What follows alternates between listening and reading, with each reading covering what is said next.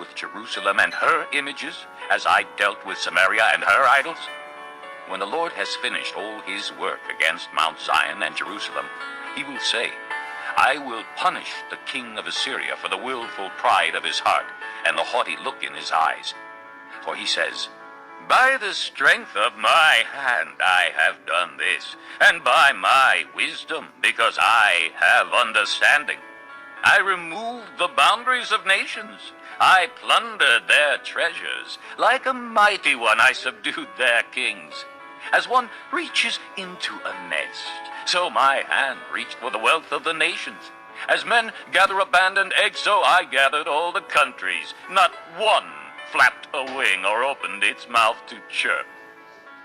Does the axe raise itself above him who swings it, or the saw boast against him who uses it?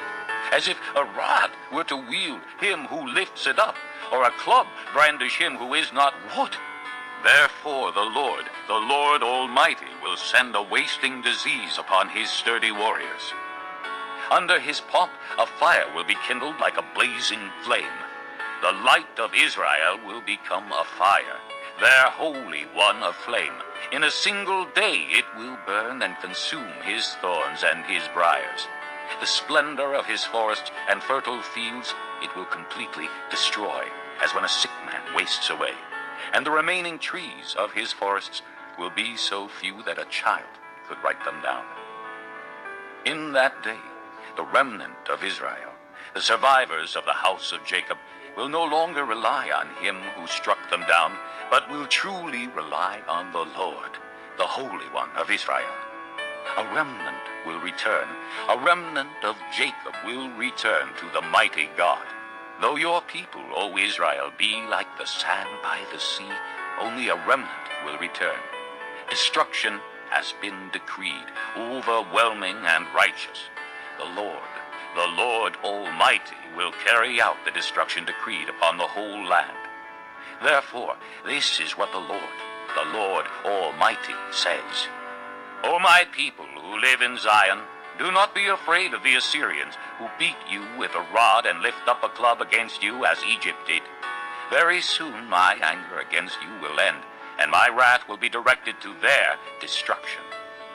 The Lord Almighty will lash them with a whip, as when he struck down Midian at the rock of Oreb, and he will raise his staff over the waters as he did in Egypt. In that day their burden will be lifted from your shoulders, their yoke from your neck. The yoke will be broken because you have grown so fat.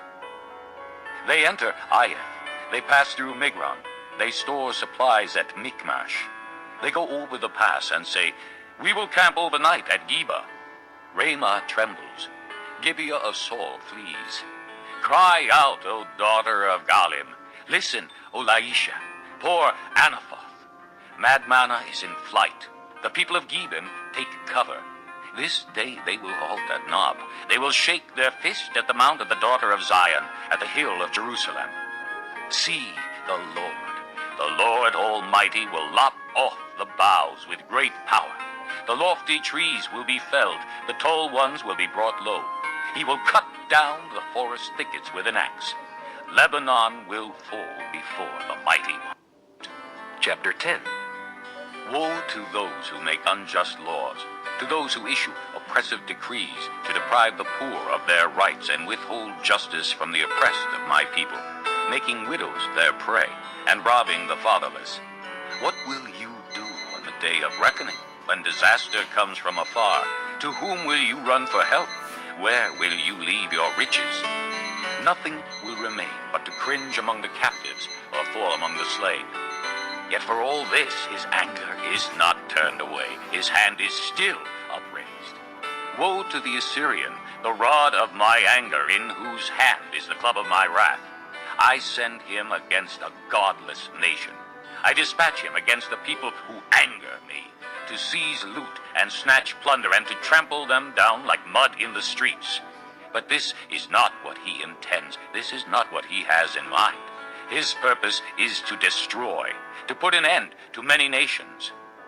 Are not my commanders all kings, he says?